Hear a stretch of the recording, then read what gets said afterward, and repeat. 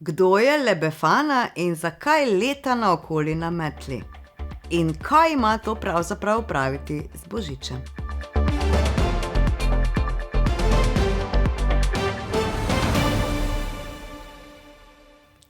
Dobrodošli v stoječih evropskih novicah.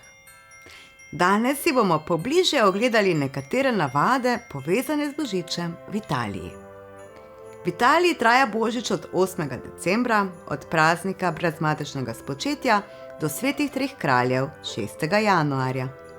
To je sezona, ko Italijani preživljajo čas s svojimi družinami, nakupujejo na odprtih tržnicah in grizljajo panetone. Tako kot otroci v Sloveniji in na Hrvaškem pričakujejo prihod Miklavža, italijanski otroci pričakujejo prihod La Befane.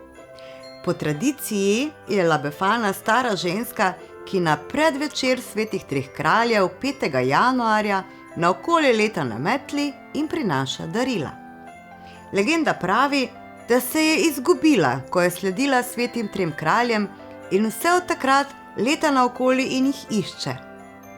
Je italijanska različica dobre čarovnice, ki pridnim otrokom v nastavljene nogavice položi sladkarije in darila, porednim pa kose premoga. Na jugu Italije so pogoste žive jaslice, ki imajo že zelo dolgo tradicijo.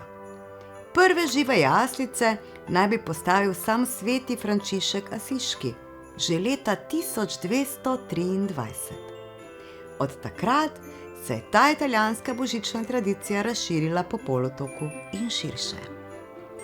Tako kot na Hrvaškem ima tudi v Italiji sveta Lucija 13. decembra veliko dela.